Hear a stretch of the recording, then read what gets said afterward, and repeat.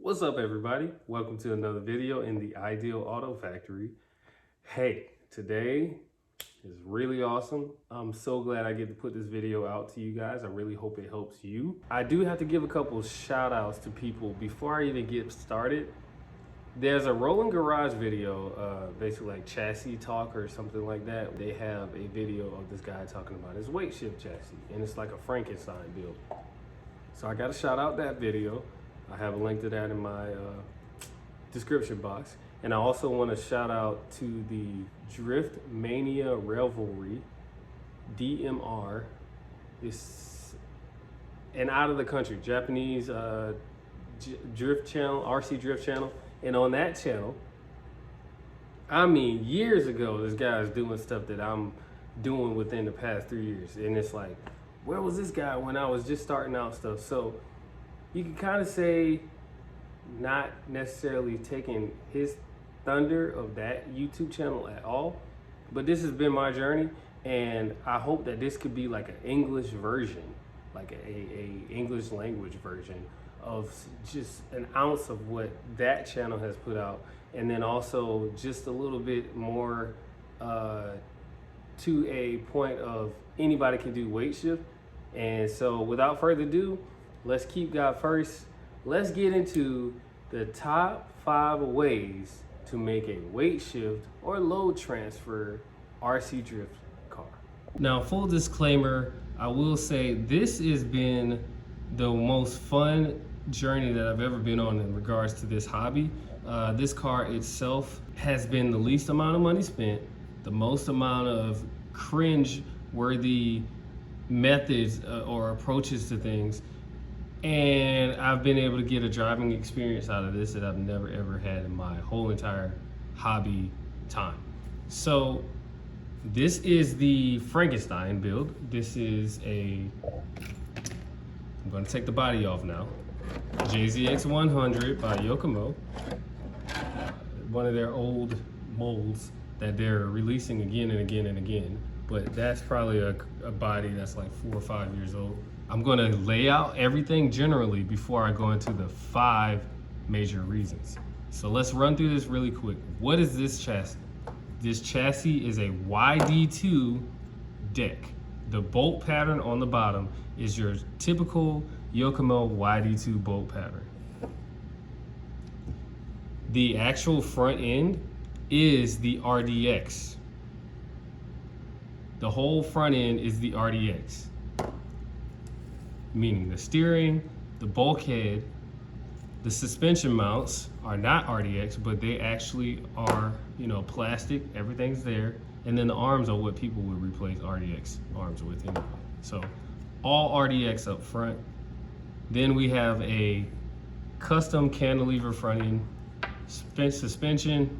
We have a Yokomo servo, custom mounted using the existing holes. Then in the rear, this is a Shark transmission, Rhino Racing Shark transmission, Shark gearbox, rear shock tower. Then there is a custom battery holder to get the battery way up there. And that's pretty much the layout. As far as the front arms go, that are different, that are aftermarket, Rev D, lower front arms. Call them A-arms, I believe. And then in the rear, it's the Yokomo adjustable length arms in the rear. Upper arms in the rear are Rev D upper arms that would normally go on the front. So we have pretty much the basic layout. Shark transmission, RDX front end, YD2 platform deck, which is actually a Razor Performance adjustable flex deck. Now with that in mind, I've probably already lost a lot of you, and I understand. The YD2 bolt pattern bottom end is pretty much every chassis in the world.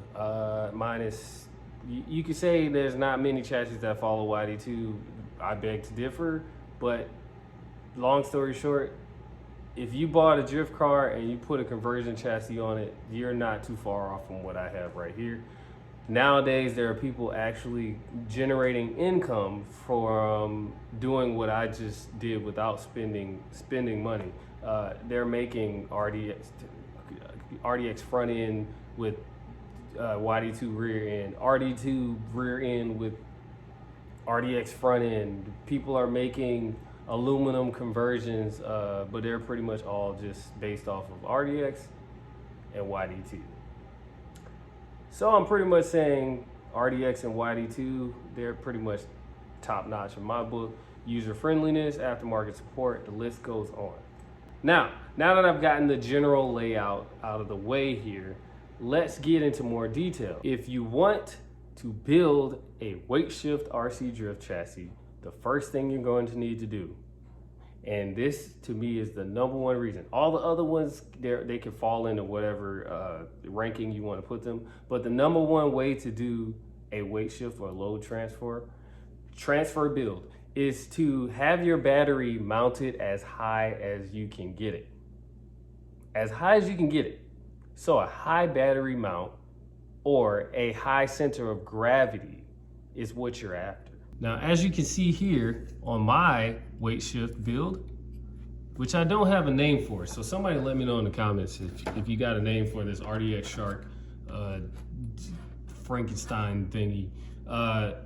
When I put my body on, and it's magnetically, on the car, on the chassis itself, there's a glare there, but I'll bring it in, and I have about, oh, you can kind of see, oh, listen, there it is. I still have about 20 millimeters of space up there before I touch the roof, but wait, look at that. Look at that rear right there. So right in the rear, right where the back glass is, I don't have that same amount of clearance. So I'm getting pretty close. I'm getting pretty close there to my limiting point. And this is kind of why I chose the body that I did, because it allows me to get a little higher without compromising that rear window. The body is pretty much just wheel wells cut out and done. So that's tip number one. And the reason why is because the higher you get your center of gravity, the more the vehicle actually wants to transfer its weight because its weight is higher. I mean, let's not forget what happens to things that are really tall. The bigger they are, the harder they fall. So if you're really low to the ground, the battery, which weighs a ton compared to the rest of the chassis and what things you can actually maneuver around, you put that battery higher, it's going to allow weight to move left to right. And yeah, so that's number one. You do that and you're well on your way to creating a weight shift or your load transfer RC drift chassis. All right, number two. Now this one is pretty much, hey, take it for what you want. It's not ranked as number one. Like the high battery was the only one that I put as like, this needs to happen in order for you to weight transfer. Tip number two, you actually need grip. So increase grip. That is tip number two. Here we are, we have a vehicle that is borderline always at zero camber. As you can see, as I'm going up and down, look at that wheel. That wheel doesn't lean in or out. It barely leans, but you see how much travel I have. That is so I can have optimal grip as I'm moving forward, left, right, whenever, because I want, as soon as I put power down, the vehicle to react to that power. And the way that happens is actually having grip. So, hey, put a high battery up there, throw some rubber tires on your drift car, and boom, it's gonna transfer some weight. But then, you won't be able to drift at a drift track because rubber tires aren't allowed. So let's not go too extreme. Let's actually focus on some other tips that will get you there as well. Tip number three, suspension travel. You need tons of it. You need a lot. You need more than you had before. You need more than what you got right now. Matter of fact, you just need all of it. All of the suspension travel you can get out of your vehicle is what's going to allow you to transfer weight. Now, what is suspension travel? Well, droop, ride height, all those come into play, but pretty much it's how much your vehicle goes up and then down. And then from there, you take it for what you want. Let's dive in. So we have up front, like I said, a cantilever suspension system. So my suspension dampers, my dampers are not directly connected to the arms through a shock tower right here. My dampers are connected to a lever, which is connected to the lower arms, which allows the suspension to travel. Now, if you look here, I have so much travel, and I'm bringing my GRK4 over here just so you guys can see a comparison. Now, with the GRK series, they block out the amount of travel you can do because of the way the chassis is designed. So look, you get, that's it. Oh, you can't really see that. So that's all the travel I get, up, down. And if you see that on the ground, if you see that right there, that's it. It's up, like the tires off the ground, down, up, down, up. Now we're gonna do that same motion over here. We got down, and then watch. Look how much more we have. In order to, I'm gonna measure that. Let's see how much travel we get. So from my highest point to my lowest point is 36 millimeters of travel out of this. The highest is 36, so 36 millimeters of travel, whereas on the GRK, we're getting at that lowest point, so we're going about right there, and that's about it, 8 millimeters of travel. Of course, this doesn't weight transfer like this will because it doesn't have as much suspension travel, and that's just the front. Now let's go to the rear. The rear is the same way. You can see the chassis at the bottom right now. And then let's see if we got 36 millimeters of travel again, right before that vehicle lifts up. 26. So 26 millimeters of travel in the rear, 36 millimeters in the front. Look at that. Does a little lean there. With that suspension travel, it frees up the high center of gravity and the actual amount of grip that I have on the vehicle to allow it to transfer weight. Look at that, it can lean like a seesaw. And then it can also lean left and right. See that? It can lean all over the place. So, droop and your ride height. Now, where is my ride height when it comes to this car? If you look, it's on the ground. Let me lower it for you so y'all can see just where it's at. You have it on the ground. Look at what happens when I let off. So we sit there and the rear hasn't come up, but just a millimeter or so in the rear. But if I lift up, it drops back down. I lift up, it drops back down. I lift up in the front, it stays. Your weight transfer setup is not done until the body's on. So here it is, the body's on now, and that chassis rests. It rests on the actual ground. It's resting on the table. But what happens when I push down on the front? It comes back up just a little bit, and that rear has come off the ground. So now it'll sit there. So in the tuning of your vehicle, your ride height actually matters. Some cars you can have low. You don't have to have a monster truck sitting like this while you're driving down the track to have a weight transfer. You can actually have a vehicle that's low because the dynamics of, and I lean back by pushing on the throttle, the vehicle will want to lift up a little bit. When I let off the throttle, it'll want to drop down and that rear wants to come up. Turn left, it wants to lean. Turn right, it wants to lean left. Turn left, it wants to lean right. Ride height and droop are your friend. A lot of suspension travel is what you want. And wait. But, dude, how do you get it? Well, that's tip number 4. Tip number 4 is suspension geometry. Ooh, now this one, This one is not necessarily the most fun because you're trial and error, or let's just say it's trial and error for me because I chose not to spend a lot of money. I have a 3D printer, and between what my mind and my capacity can do through design and CAD versus what I have on hand, that's what I decided to build off of. I did not say to myself, okay, the whole drift community is using A, B, C, D to do weight shifts, so I'm going to do A, B, C, D to the exact T that everyone else has done it. Just not my style. So, suspension geometry. Let's dive in. Here we have, yet again, the same old car, right? Cantilever, we talked about that. But yeah, I didn't really get into why I have cantilever.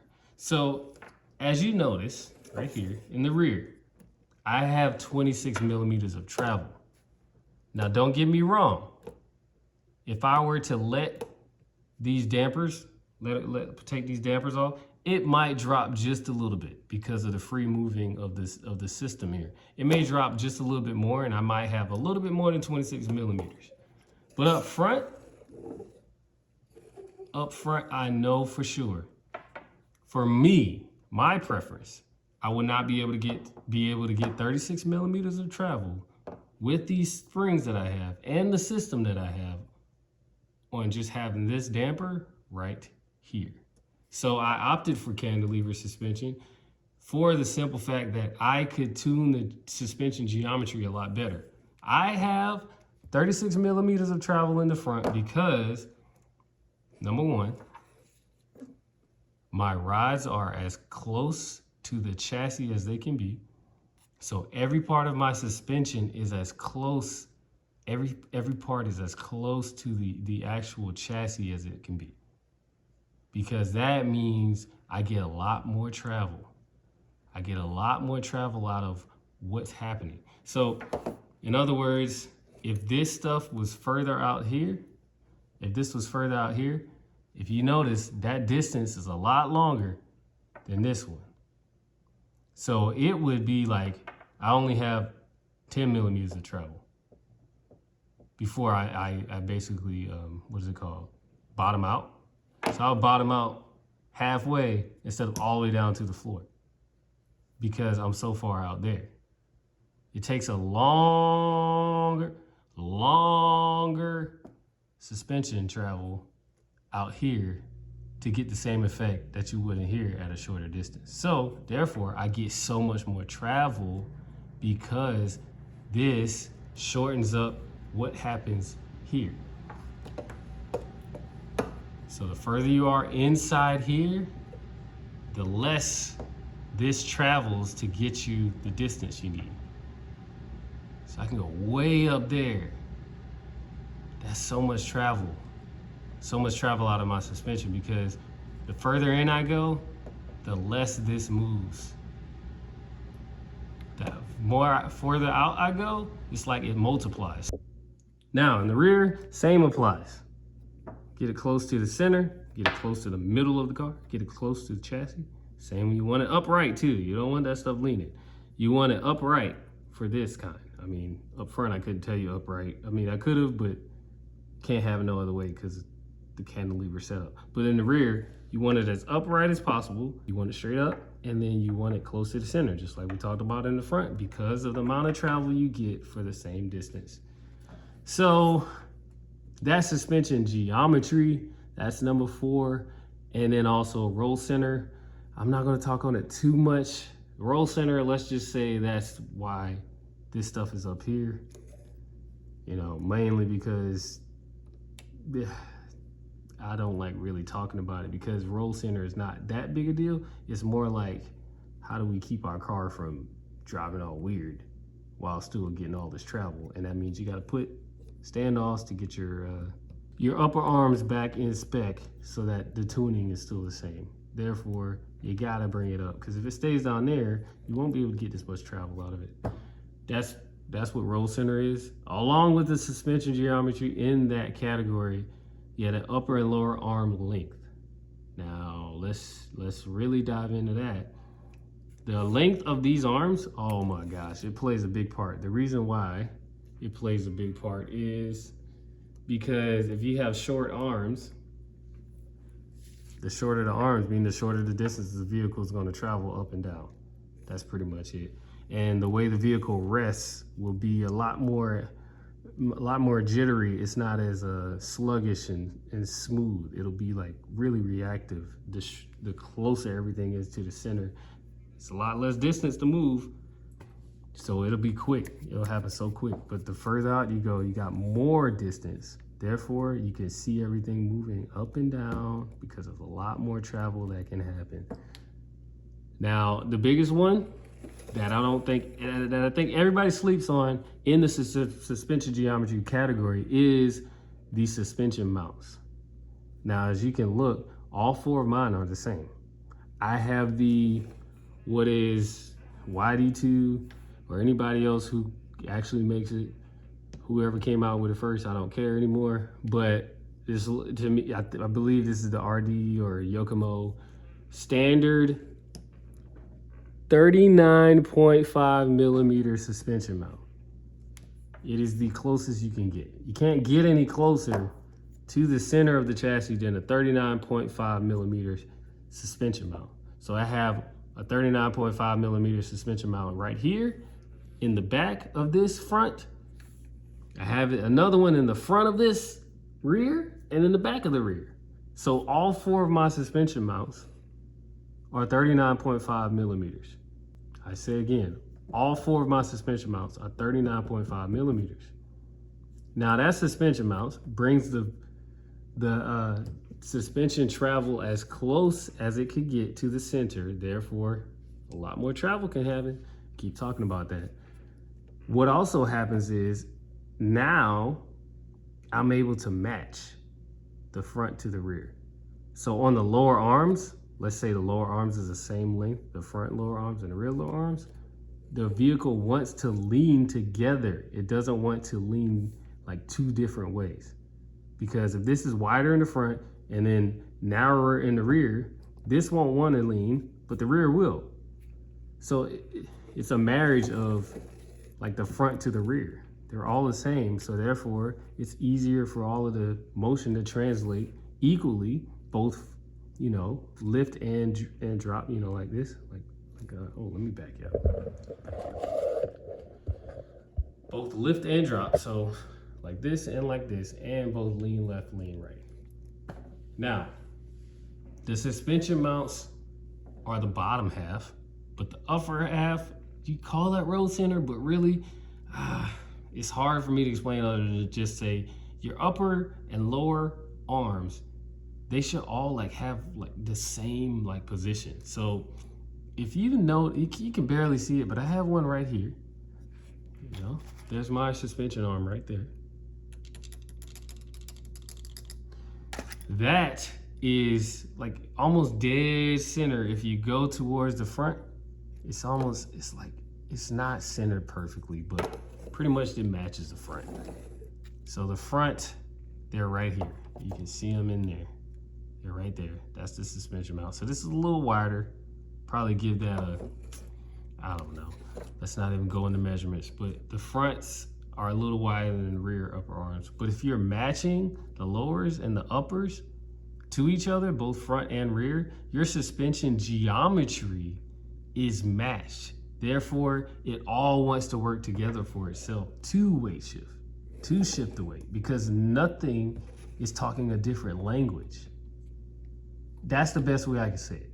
You match everything front and rear, everything talks the same language, so no matter what part of the suspension movement you're on, the vehicle just works. Well, we made it to number 5. And that's the weight of the vehicle. Tip number 5 is how much the vehicle weighs. It doesn't matter. It doesn't matter at all. Your vehicle can weigh 1,300 grams, your vehicle can weigh 1,900 grams. It doesn't matter. Why? Because of tip number 1. Tip number 1 is put the weight up high so the vehicle can lean left and lean right. Now, what's the other reason why your weight doesn't matter? Well, because there's tons of springs out there to support the weight that your vehicle is. Ask me how I know? Oh, I'm glad you asked. I know this because I spent hours on this bonus tip because we're done with weight. We know it don't matter. So bonus tip number 6, I spent hours trying to figure out the right springs to put on this vehicle. I don't even think I'm fully done yet, but I'm pretty sure I'm getting close to it. And you know why? It's because I didn't want to buy a new set. But you probably do want to buy a set because you don't want to go through the headaches I went through. So therefore, springs. Tip number 6, pick the right springs. Don't pick the Rev D performance ones. Don't pick those because they got like, whoop, that's it. You got like a little squeeze and that's it. They done. You need something with less coils. So not a lot of coils. You don't want a lot of coils. You want less coils and you want it longer. Buggy springs. They look like that. Anything that looks like that will help you out drastically on your weight shift journey. And that'll do it. I'm not trying to make this long-winded. So I hope you guys enjoyed this video. Please talk to me in the comments. Like, let me know something. You know what I mean? I'm over here. I know I had, most of you, if you follow me on Instagram, you've seen I have a weight shift. I was driving at work, and that video went on to have over 200,000 people view it. And I'm so grateful for the views because it's part of the journey, but that's definitely not anything that I'm after. I'm never after views. I'm always after helping people out and helping people enjoy this journey that is RC Drift, and also, you know, just learning overall. So yeah, y'all keep God first. Thank you for tuning in. I hope you will create or have a weight shift journey just like me, or something a little less headachy, you know. And so yeah, this has been another video in the Ideal Auto Factory. Keep God first. I will catch you on the next video.